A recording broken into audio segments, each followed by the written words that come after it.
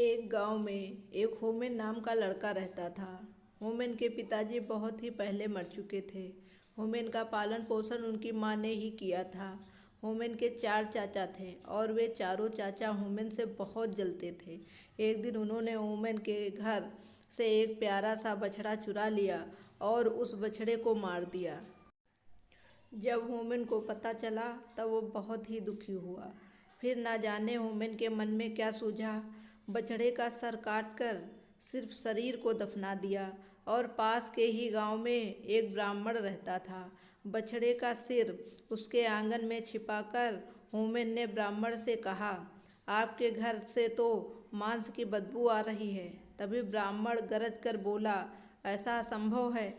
यदि ऐसा है तो मुझे तुम मांस ढूंढ कर दिखाओ।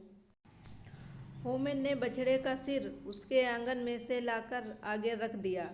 ब्राह्मण घबरा गया। अगर लोगों को इस बात का पता चल जाता है तो हमें तो ब्राह्मण जात से ही बाहर निकाल दिया जाएगा। उसने होमेन को बहुत सा धन दिया ताकि वह गांव वालों को उस बात के बारे में नहीं बताए। होमेन ने उस ब्राह्मण से थैली भर धन लिया और घर चला आया। घर आते ही उसने अपने चाचाओं को दिखाकर बोला, पास के गांव वालों ने मुंह मांगे दामों पर मेरा मांस खरीद लिया है। वे लोग तो और भी मांग रहे थे, पर मैंने कहा मेरे पास आज नहीं है, मैं कल लेकर आऊँगा। इस बात को सुनकर चाचा बहुत खुश हुए। उन सब ने भी अपनी अपनी गाय बछड़े को मार दिया और उसका मांस पड़ोस वाले गांव में लेकर चले गए। बस गांव वालों ने उन्हें मांस लिए देखा तो उनकी जमकर पिटाई कर दी। घर आके बौखलाए हुए चाचा ने होमेन की झोपड़ी में आग लगा दी।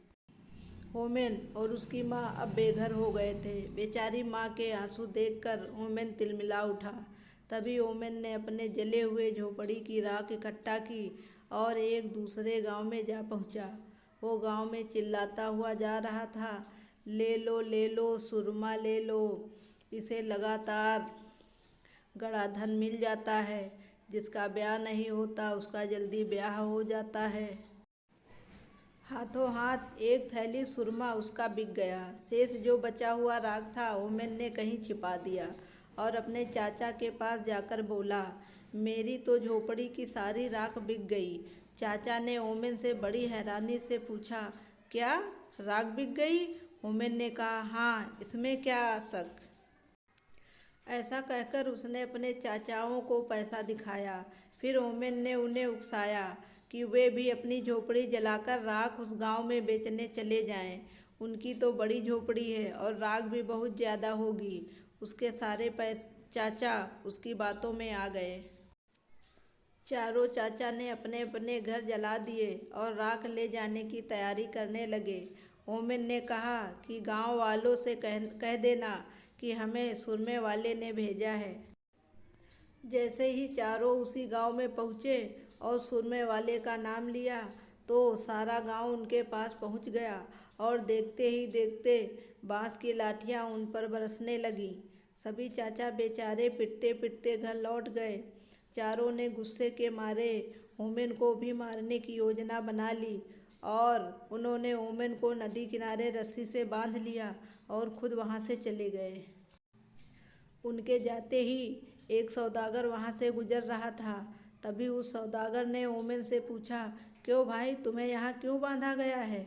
होमेन ने बात बनाई कि मेरे चाचा मेरी शादी एक खूबसूरत लड़की से करना चाहते हैं। मेरे मना करने के बाद भी चाचा नहीं मान रहे हैं, इसलिए मुझे बांध दिया गया है। सौदागर बोला, मैं शादी कर लेता हूँ उस लड़की से, क्या ऐसा हो सकता है? होमेन ने झट से बोला, हाँ, ऐसा हो सकता है। जैसे ही सौदागर ने होमेन को खोला, होमेन ने झट से उस सौदागर को उनकी जगह बांध दिया और उसका घोड़ा लेकर वहाँ से रफू चक्कर हो गया। चारों चाचा खा पी कर लेट गए। आलस के मारे उठा नहीं गया। पिटाई के कारण उसके चाचाओं का पूरा बदन दुख रहा था। तभी उसके चाचाओं ने अपने नौकर को बोला कि जाओ उस होमेन को नदी में फेंक आओ, हमसे तो उठा ही नहीं जाता। नौकर भीख का मालसी नहीं था। उसने अपने रिश्तेदार को ये काम सौंप दिया। रिश्तेदार ने सौदागर को ही ओमेन समझकर नदी में बहा दिया। बेचारा सौदागर चिल्लाता ही रह गया। नौकर ने चाचा को सूचना दी कि काम हो गया। फिर तीनों, चाचा, नौकर, चारों मिलकर ओमेन का मर जाने की खुशी मनाने लगे। ओमेन ने पेड़ के नीचे छिपकर ये सब देख लिया और तभी समय पाकर घोड़ा लेकर अपने चाचाओं के पास जा पहुंचा।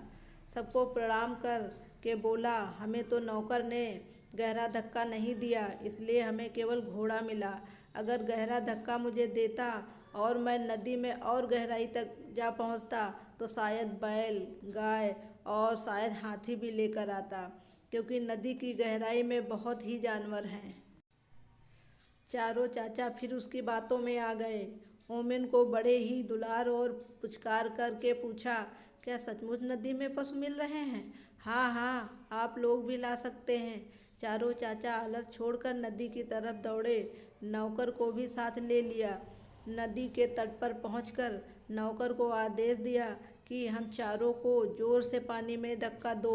नौकर ने आज्ञा का पालन किया और उनके तीनों चाचाओं को नदी में धक्का दे दिया और वो चाचा नदी में डूबकर मर गए और ओमेन को सदा के लिए दुष्ट चाचाओं से मुक्ति मिल गई। मेरे प्यारे बहनों और भाइयों, आपको ये कहानी कैसी लगी? अगर कहानी अच्छी लगी हो प्लीज़ एक लाइक ज़रूर करिएगा। अगर और अच्छी अच्छी कहानियाँ आपको चाहिए तो मेरे चैनल को सब्सक्राइब ज़रूर करिएगा। Thank you.